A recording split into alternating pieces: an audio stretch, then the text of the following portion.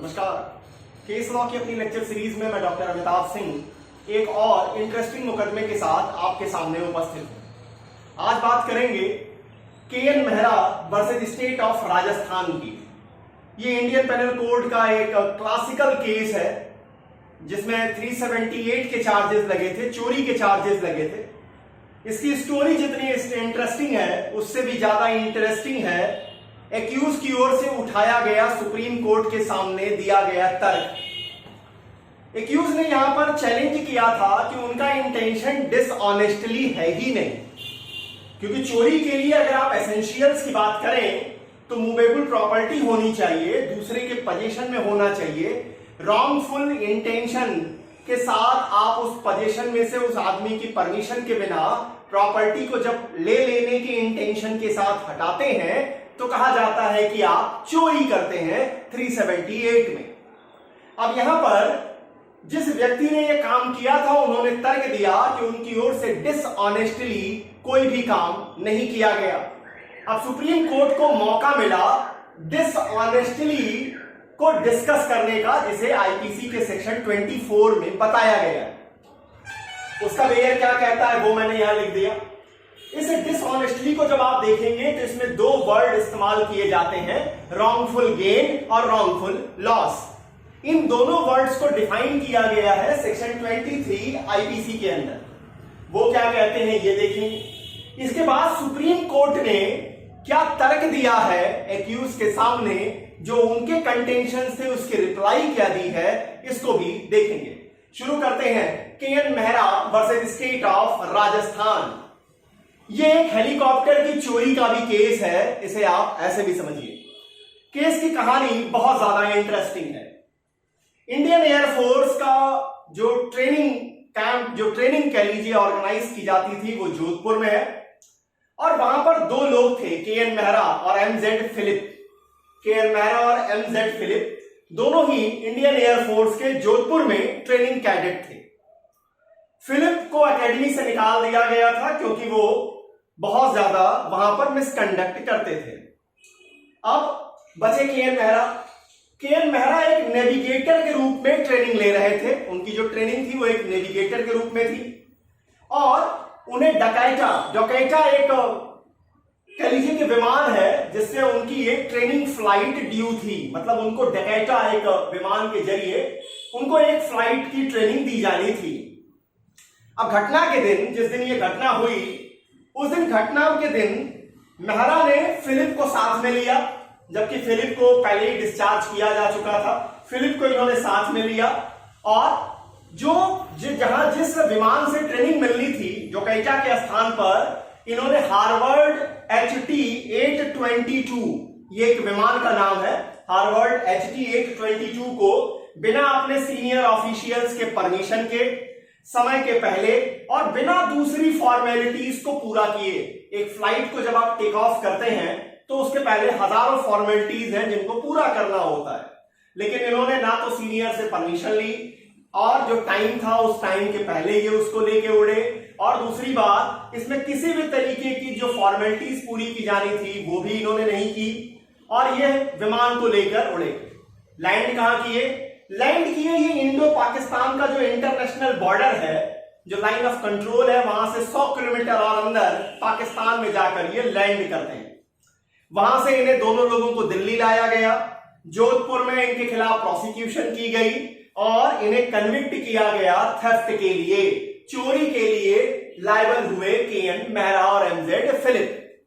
अब अपीलांट ने supreme court का दरवाजा खटखटाया उस चोरी के किए गए कन्विक्शन के खिलाफ।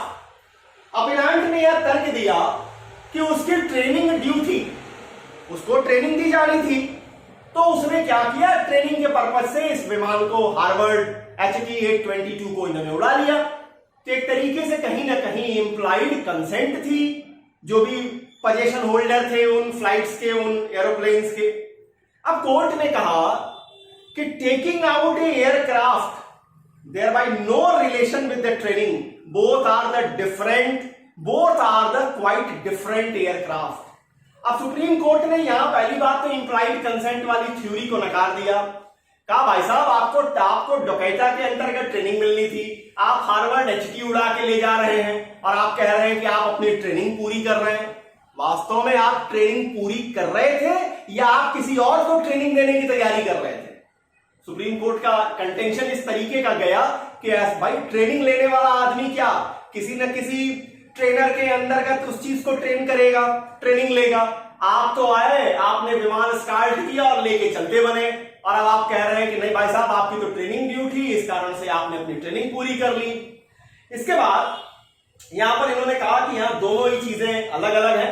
आपको वापस आने का सिग्नल दिया जा रहा था, आपने उन सिग्नल्स को भी मानने से इनकार कर दिया और आप सीधे सीधे विमान को जैसा आप चाहते थे वैसा आप लेके गए।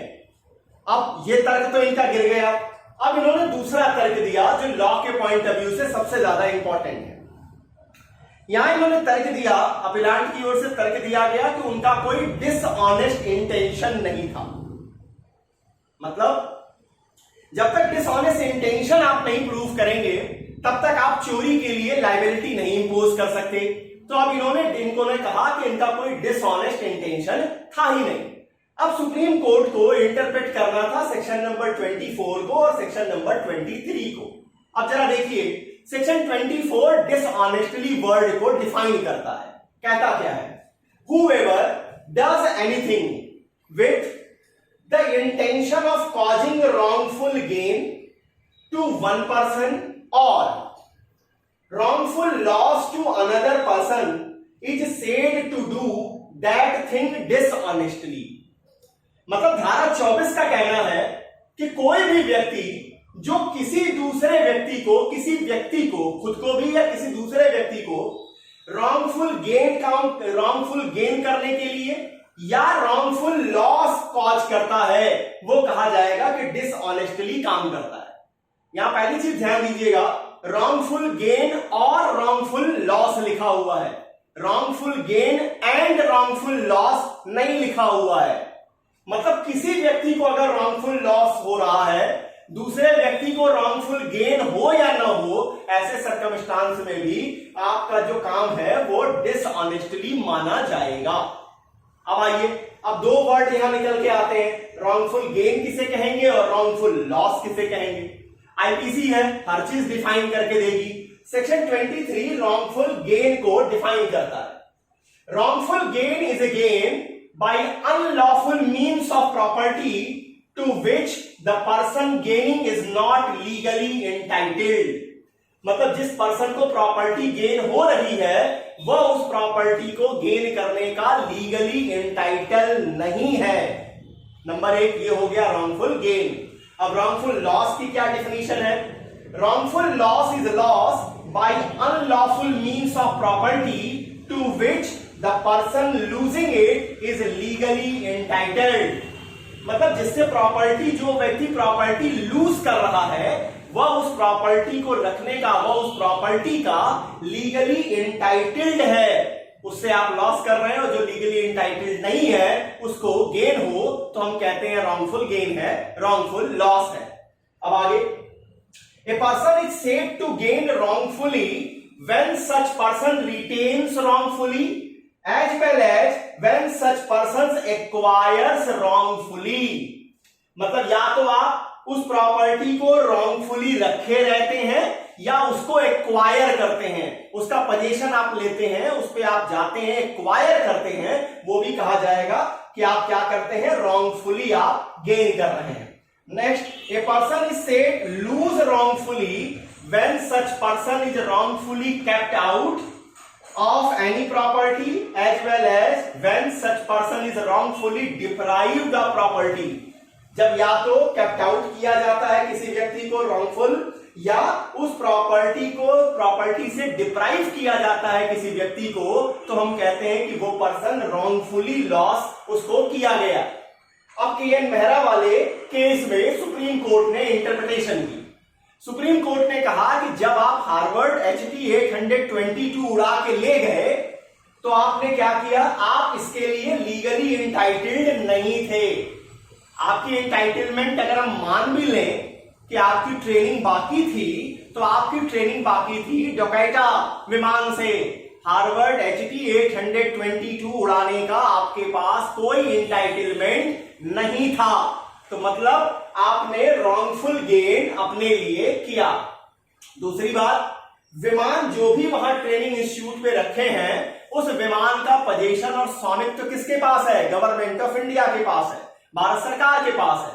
अब वहां पर आप अपने सीनियर ऑफिशियल्स जिनके पोजीशन में वो हार्वर्ड HT 822 विमान था, आपने क्या किया? आपने उनको डिप्राइव किया उस प्रॉपर्टी से। आपने डिप्राइव किया उनको उस प्रॉपर्टी से। It means you causes wrongful loss. आपने अपने आप को रॉन्गफुल गेन कॉज किया। आपने एडमिनिस्ट्रेटर्स को, जो ट्रेनर्स थे, जो पोजीशन होल्डर्स थे, उनको आपने रॉन्गफुल लॉस कॉज किया। तो इस तरीके से जो थेफ्ट के सारे इंग्रेडिएंट आप पूरी करते हैं और आपने ये जो कारनामा किया है ये पूरी तरह से डिसऑनेस्टली है। जब आप किसी व्यक्ति को रॉन्गफुल गेन या रॉन्गफुल लॉस कॉज करेंगे तो सेक्शन 24 कहता है कि आपका इंटेंशन डिसऑनेस्ट माना जाएगा।